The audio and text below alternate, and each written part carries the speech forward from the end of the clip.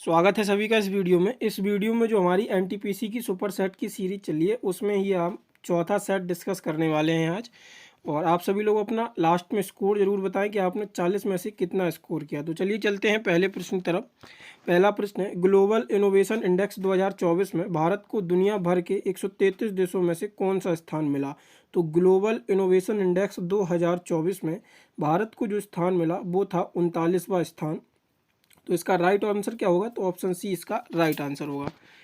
अगला प्रश्न है आपका, निम्नलिखित में से कौन उड़ीसा की एक पारंपरिक पेंटिंग है? बारली, पट्टाचित्र, सांजी और मधुबनी। तो इनमें से उड़ीसा की पारंपरिक पेंटिंग कौन सी है? तो इसका राइट आंसर होगा पट्टाचित्र। ऑप्शन बी इसका राइट है। अगला प्रश्न आता है, ग्रीन हाइड्रोजन पर दूसरे अंतर्राष्ट्रीय सम्मेलन का उद्घाटन किसने किया? तो ये ग्रीन हाइड्रोजन पर दूसरा अंतर्राष्ट्रीय सम्मेलन का आयोजन किया गया था। तो इसका उद्घाटन किसके द्वारा किया गया था? इसका राइट आंसर क्या होगा? इसका राइट आंसर है ऑप्शन ए, नरेंद्र मोदी। अगला प्रश्न आता है, डैश परिवर्तन की एक प्रकार की मात्रक और गुणात्मक प्रक्रिया है जिसे मापा नहीं जा सकता है। इस प्रश्न का राइट आंसर क्या होगा? तो इसका राइट आंसर होगा ऑप्शन ए, विमोचन। अगला प्रश्न आता है, भारतीय अंतरिक्ष अनुसंधान संगठन इसरो के संस्थापक कौन थे? तो जो इसरो है यानी कि भारतीय अंतरिक्ष अनुसंधान संगठन, तो इसके संस्थापक कौन थे? तो इसका राइट आंसर होगा विक्रम साराभाई। अगला प्रश्न आता है, विसंगति के नियम को यानी कि क्लासिकल जो जेनेटिक्स होता है के आधारित का निर्माण करते हैं निम्नलिखित में से किसने सबसे पहले जो क्लासिकल जेनेटिक्स होता है विसंगति के नियमों का वर्णन किया था? तो सबसे पहले किसके द्वारा ये नियम दिया गया था? तो इसका राइट आंसर होगा ऑप्शन डी, ग्रेगर मेंडल के द्वारा ये सबसे पहले विसंगति का यानी कि जो क्लासिकल जेनेटिक्स होता है इसका नियम दिया गया था। अगला प्रश्न आता है, निम्नलिखित में से कौन सा उद्योग भारत के 8 महत्वपूर्ण उद्योगों में शामिल नहीं है? तो भारत के जो प्रमुख 8 उद्योग हैं उनमें से कौन सा जो महत्वपूर्ण उद्योग है उन 8 उद्योगों में से शामिल नहीं है? तो पहला आपका ऑप्शन आता है उर्वरक, कपास, प्राकृतिक गैस और इस्पात। तो इसका राइट आंसर क्या होगा? तो इसका जो राइट आंसर होगा वो कपास होगा। कपास जो है ये आपका 8 महत्वपूर्ण जो उद्योग हैं उसमें नहीं आता है। तो बी ऑप्शन इसका राइट होगा। अगला प्रश्न आता है, झरिया और चंद्रपुरा कोयला क्षेत्र किस राज्य में अवस्थित है? तो झरिया और चंद्रपुरा जो कोयला क्षेत्र है ये किस राज्य में स्थित है? तो इसका राइट आंसर होगा ऑप्शन ए, झारखंड। तालीकोटा के युद्ध के समय विजयनगर साम्राज्य में कौन सा राजवंश था? तो तालीकोटा का जो युद्ध था उस समय विजयनगर में कौन सा साम्राज्य था? इसका राइट आंसर होगा संगम साम्राज्य, यानी कि ऑप्शन ए इसका राइट आंसर होगा। अगला आता है, हिंदुस्तान रिपब्लिक एसोसिएशन यानी कि HSRA की स्थापना किस वर्ष हुई थी? तो HSRA की स्थापना किस वर्ष की गई थी? तो इसका राइट आंसर होगा ऑप्शन नंबर बी, 1928 में HSRA की स्थापना की गई थी। अगला प्रश्न आता है, पायरोल्यूसाइड किसका अयस्क होता है? तो ये किसका अयस्क होता है? ये जो पायरोल्यूसाइड होता है ये मैग्नीज का अयस्क होता है, यानी कि ऑप्शन ए इसका राइट आंसर होगा। अगला प्रश्न है, 37वें अंतर्राष्ट्रीय खेलों का आयोजन कहाँ किया जाएगा? तो 37वें अंतर्राष्ट्रीय खेलों का आयोजन जो है ये आपका कहाँ पर किया जा रहा है? तो इसका राइट आंसर होगा गोवा में ये 37वें अंतर्राष्ट्रीय खेलों का आयोजन किया गया। हाल ही में विश्व की सबसे ऊंची 351 फीट की शिव प्रतिमा राजस्थान में स्थापित की जाएगी और ये किस शहर में स्थित है? तो ये शिव जी की 351 फीट की सबसे ऊंची प्रतिमा है विश्व की और ये किस शहर में स्थापित की जाएगी? तो ये किस शहर में स्थापित की जाएगी? तो नाथ द्वार जो शहर है राजस्थान का उसमें ये शिव जी की 351 फीट की मूर्ति स्थापित की जाएगी। अगला प्रश्न आता है, हाल ही में अग्नि तत्व अभियान का पहला सेमिनार कहाँ आयोजित किया गया? तो अग्नि तत्व अभियान का पहला सेमिनार ये आपका कहाँ पर आयोजित किया गया? तो इसका राइट आंसर होगा लेह, यानी कि ऑप्शन बी इसका राइट आंसर होगा। NPCI का पूर्ण रूप क्या है? जो भारत के सभी खुदरा भुगतान प्रणाली के लिए अम्ब्रेला संगठन है। तो NPCI आपको पता ही होगा, जो आप UPI यूज करते हैं तो जो national Payment Corporation of India है ये आपका, इसी को हम NPCI के रूप में जानते हैं। तो इसका राइट ऑप्शन क्या होगा? इसका राइट ऑप्शन होगा option number C, National Payment Corporation of India. ये NPCI का पूर्ण रूप होता है।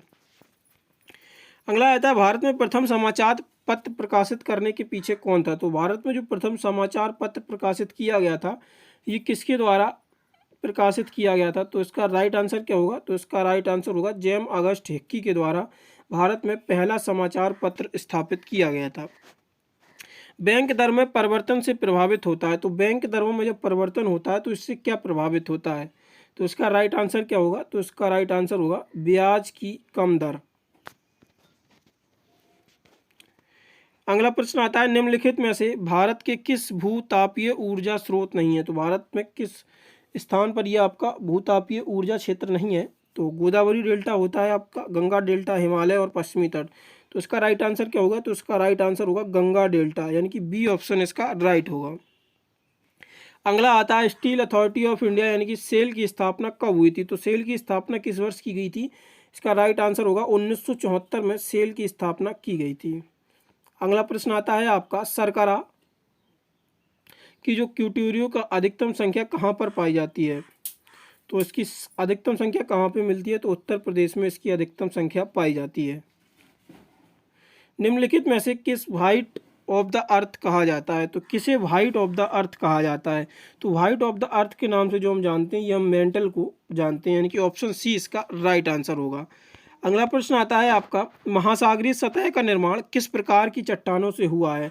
तो महासागरीय सतह का चट्टान जो है ये किस प्रकार की चट्टानों से हुआ है? तो इसका राइट आंसर क्या होगा? तो इसका राइट आंसर होगा बेसाल्ट चट्टानें। अगला प्रश्न आता है, स्विज नहर के उत्तरी प्रवेश द्वार पर कौन सा बंदरगाह स्थित है? Port Alexandria, Suez, Port Said और कैरो। तो स्विज नहर के जो उत्तरी प्रवेश द्वार है इस पर कौन सा बंदरगाह स्थित है? तो इसका राइट आंसर क्या होगा? तो इसका जो राइट आंसर होगा पोर्ट साइद जो है ये स्विज नहर के उत्तरी प्रवेश द्वार पर स्थित है, यानी कि option C is the right answer. अगला आता है, गंगा नदी का डेल्टा किस प्रकार का है? चापाकार, पंजाकार, छीणकार और नौकाकार।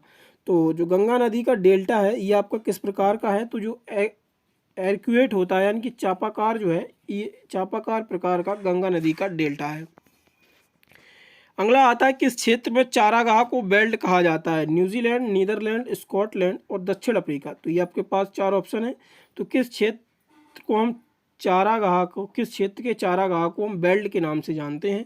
तो इसका राइट आंसर क्या होगा? तो दक्षिण अफ्रीका इसका राइट आंसर होगा। दक्षिण अफ्रीका में हम बेल्ट जो है बेल्ट को हम चारागाह के रूप में जानते हैं। भारत में तंबाकू विरोध दिवस कब मनाया जाता है? तो तंबाकू विरोध दिवस के रूप में हम कब मनाते हैं? तो ये हम 31 मई को तंबाकू विरोध दिवस के रूप में मनाते हैं। एक नॉटिकल कितने मील के बराबर होता है? तो एक नॉटिकल ये आपका कितने मील के बराबर होता है? तो एक नॉटिकल जो होता है यानी कि 1.85 किलोमीटर के बराबर होता है।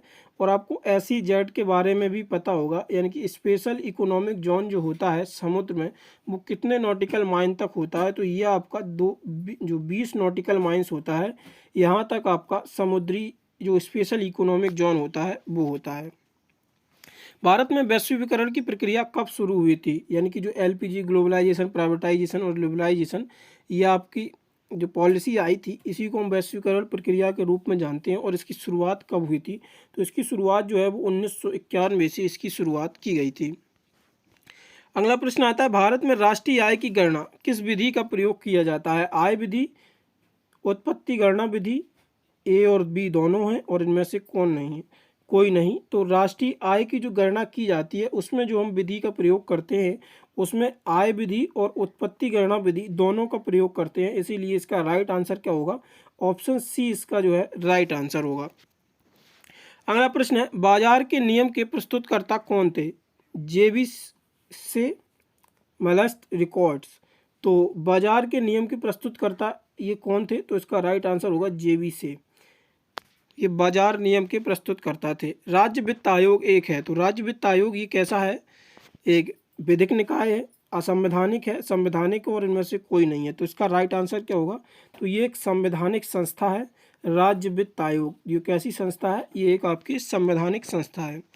अगला प्रश्न आता है, भारत में स्वतंत्रता के बाद प्रथम आम चुनाव कब संपन्न कराए गए थे? तो भारत में जो स्वतंत्रता के बाद प्रथम आम चुनाव हुए थे ये जो आपके संपन्न कराए गए थे ये कब कराए गए थे? तो 1992 में, यानी कि 1952 में ये आपके स्वतंत्रता के बाद पहले आम चुनाव कराए गए थे।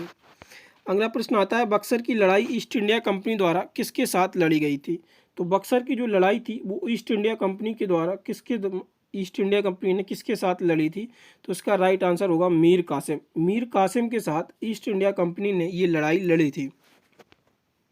भारत पहुंचने वाला डच व्यक्ति कौन था? तो भारत पहुंचने वाला पहला डच व्यक्ति कौन था? तो इसका राइट आंसर क्या होगा? तो इसका राइट आंसर जो होगा वो होगा हॉटमैन। हॉटमैन जो था ये पहला व्यक्ति, जो ये पहला डच था जो भारत पहुंचा था। अगला प्रश्न आता है, निम्नलिखित में से किस प्रकार की नीति का पालन किया गया? तो भारत ने किस प्रकार की नीति का पालन किया था? गैर प्रतिशोध, गुटनिरपेक्षता, गैर हस्तक्षेप और इनमें से कोई नहीं। तो भारत ने जिस नीति का प्रयोग किया था ये आपकी थी कौन सी नीति? तो ये थी गैर हस्तक्षेप की नीति, इसी का भारत ने प्रयोग किया था, यानी कि आंसर सी इसका राइट आंसर होगा। तो ये आपका यहाँ पे कथन दिया गया है, ये आपके 3 कथन दिए गए हैं। 1857 की पूना की संधि के बारे में निम्नलिखित में से कौन सा सत्य है? तो यहाँ पे आपको सत्य कथन बताना है जो 1817 की पूना की संधि हुई थी उसके बारे में। तो पहला पॉइंट आता है, पेशवा बाजीराव द्वितीय मराठा साम्राज्य के नेता का पद त्याग दिया था। बाजीराव द्वितीय ने अपने क्षेत्र का कुछ हिस्सा अंग्रेजों को दे दिया था। और तीसरा पॉइंट आता है, बाजीराव द्वितीय को ब्रिटिश सहमति के बिना किसी बाहरी शक्तियों के साथ गठबंधन नहीं करने के लिए मजबूर किया गया था। तो यहाँ पे देख लेते हैं, मैचिंग आपका दिया गया है या आपका, तो यहाँ पे जो आपका राइट आंसर होगा, तो आपको पॉइंट्स में बताने हैं तो हम पॉइंट्स आपको बता देते हैं। तो 1817 में ये पूना संधि के बारे में बताया गया था। तो पेशवा बाजीराव द्वितीय ने मराठा साम्राज्य के नेता का पद त्याग दिया था, तो ये बिल्कुल राइट आंसर है, इसको त्याग दिया था। बाजीराव द्वितीय ने अपने क्षेत्र का कुछ हिस्सा अंग्रेजों को दे दिया था, तो ये भी आपका राइट आंसर होगा। बाजीराव द्वितीय को ब्रिटिश सहमति के बिना किसी बाहरी शक्ति के साथ गठबंधन नहीं करने के लिए मजबूर किया गया था, तो ये भी आपका राइट आंसर है, यानी कि 1, 2 और 3 तीनों कूट सही है। अब हम यहाँ पे कूट में देखेंगे कौन सा यहाँ पे है, तो केवल एक और 2, केवल 1 और 3, तो ये आपके तीनों गलत हो जाते हैं। मैंने आपको ऊपर बताया था कि आपके तीनों कूट सही हैं, 1, 2 और 3, ये आपके तीनों सही हैं 1817 की पूना संधि के बारे में। तो इसका राइट आंसर क्या होगा? ऑप्शन डी इसका राइट आंसर होगा। अगला प्रश्न देखते हैं। अगला प्रश्न है, प्रसिद्ध 10 राज यानी कि 10 राजाओं का युद्ध का उल्लेख हमें कहाँ पे मिलता है? तो जो 10 राजाओं का उल्लेख है ये हमें कहाँ पे मिलता है? तो ये ऋग्वेद में इसका हमें उल्लेख मिलता है। आज आप देखा होगा थोड़ा हमने हिस्ट्री का पोर्शन आज इंक्रीज़ किया है, क्योंकि जो हम नॉर्मल प्रैक्टिस सेट कर रहे थे उनमें एज इट इज़ हम कर रहे थे जो रेशियो प्रीवियस ईयर में दिया है। थोड़े यहाँ पे 2 से 3 प्रश्न आज हमने थोड़े यहाँ पे हिस्ट्री के इंक्रीज़ किए हैं, क्योंकि हमने पिछले सेट में थोड़े प्रैक्टिस कम किए थे, उसमें हमने 4 से 5 ही किए थे। तो आज यहाँ पे 7 से 8 प्रश्न हमने हिस्ट्री के किए हैं। आज के जो मॉक का लेवल है वो मॉडरेट लेवल ही समझिए। इसका स्कोर आप लोग हमें अभी बताइएगा लास्ट में। तो ये हम 2 प्रश्न और देख लेते हैं, इसके बाद आपसे एक हम प्रश्न भी पूछेंगे, तो उसका आंसर आप लोग हमें कमेंट में ज़रूर बताएं। तो भारतीय इतिहास में धनवंतरी कौन थे? तो गुप्त मौर्य के प्रसिद्ध सेनापति थे, चंद्रगुप्त विक्रमादित्य की सभा में सुशोभित करने वाले प्रसिद्ध चिकित्सक थे, हर्षवर्धन के समय एक प्रसिद्ध नाटककार थे, उपरोक्त में से कोई नहीं। तो धनवंतरी के बारे में आपको पता ही होगा ये कौन थे। तो चंद्रगुप्त और विक्रमादित्य की सभा में सुशोभित होने वाले एक प्रसिद्ध चिकित्सक थे, ये बहुत ही मशहूर चिकित्सक थे उस समय के धनवंतरी। तो इसका राइट आंसर क्या होगा? तो इसका राइट आंसर होगा ऑप्शन नंबर बी। क्या राइट ऑप्शन होगा? तो ऑप्शन बी इसका राइट होगा। अगला प्रश्न आता है, मोहनजोदड़ो निम्नलिखित में से कि कहाँ पर स्थित था? तो मोहनजोदड़ो ये कहाँ पर स्थित था? तो इसका राइट आंसर होगा, तो पाकिस्तान में जो सिंध प्रांत पड़ता है उसी में वर्तमान समय में ये मोहनजोदड़ो स्थित है। अगला और आप आखिरी प्रश्न आता है, बौद्ध धर्म स्पष्ट रूप से 2 संप्रदायों में हीनयान व महायान में विभक्त हुआ था, तो ये कब हुआ था? तो जो बौद्ध संगति हुई थी उसमें से किस बौद्ध संगति के द्वारा जो बौद्ध धर्म था वो 2 संप्रदाय यानी कि हीनयान और महायान में विभाजित हुआ था? तो ये कौन सी संगति थी? तो ये आपकी जो चतुर्थ बौद्ध संगति थी उसी के द्वारा बौद्ध धर्म को 2 संप्रदायों में बंट गया था, हीनयान और महायान। इनकी राइट ऑप्शन इसका क्या होगा? तो ऑप्शन डी इसका राइट आंसर होगा। बाकी आप लोगों ने इन 40 प्रश्नों में से क्या स्कोर किया तो ये हमें कमेंट बॉक्स में ज़रूर बताएं। और अगर आज का लेवल के हिसाब से हम इस मॉक की कट ऑफ बताएं तो आपकी आज जो कट ऑफ रहने वाली है वो आपकी 25 से 27 अगर आप स्कोर कर रहे हैं तो एक आपका गुड स्कोर होगा। बाकी आप लोग हमें कमेंट बॉक्स में ज़रूर बताएं कि आपने कितना स्कोर किया इस मॉक में। ये देखते हैं आज का प्रश्न जिसका आंसर आप लोग हमें कमेंट बॉक्स में बताएंगे। मौर्य सम्राट अशोक के निम्नलिखित में से किस शिलालेख में से 1 ग्राम के भू राजस्व में रियायत जो रियायत का उल्लेख था ये मिलता है। सारनाथ का स्तंभ लेख था, गिरनार का शिलालेख था, सांची का स्तंभ लेख था यानी कि या लुम्बिनी का स्तंभ लेख था। तो इसका आंसर आप लोग कमेंट बॉक्स में जरूर बताएं। और सेट नंबर 3 में हमने आपसे एक प्रश्न पूछा था कि गुणसूत्र किसके बने होते हैं, तो इसका राइट आंसर क्या था, तो इसका राइट आंसर था डीएनए और प्रोटीन के ये बने होते हैं गुणसूत्र। और बाकी आप लोगों को बता दें कि एनटीपीसी का एक स्पेशल मॉक आपका 3 और 4 तारीख को यानी कि 2 मॉक टेस्ट कंडक्ट कराए जा रहे हैं आपके, तो वो भी आप लोग दे सकते हैं। तो ऐप का लिंक आपको डिस्क्रिप्शन में मिल जाएगा। एक आपका 3 तारीख को कराया जाएगा और 4 तारीख को कराया जाएगा। इसके बाद आपको 5 तारीख को इवनिंग में भी एक दिया जाएगा जो आपके एक्सपेक्टेड 5 तारीख को पेपर होगा उसके बेसिस पे। तो ये आप लोग जिनके आगे वाले शिफ्ट में पेपर है तो वो ज़रूर दें। तो ऐप का लिंक आप लोगों को डिस्क्रिप्शन में मिल जाएगा, वहाँ से आप लोग इनको दे सकते हैं। और स्टैटिक जीके के लिए अगर आप ई बुक परचेज़ करना चाहते हैं तो इसका लिंक आपको कमेंट बॉक्स में और डिस्क्रिप्शन में दोनों जगह दिया गया है। जिस भी एग्ज़ाम में स्टैटिक जीके आता है उन सभी एग्ज़ाम्स के लिए ये इम्पोर्टेंट रहने वाली है। प्राइस इसका जो है मात्र 49 रुपये रखा गया है। बाकी आप लोगों को पीडीएफ हम टेलीग्राम पे प्रोवाइड करा ही देते हैं, तो उसका लिंक आपको कमेंट बॉक्स में पिन कर रखा है, वहाँ से आप लोग ज्वाइन कर लीजिएगा। और वीडियो को ज़्यादा से ज़्यादा शेयर करें, और अगर आप लोग चैनल पर पहली बार आए हैं तो सब्सक्राइब जरूर कर लें। धन्यवाद।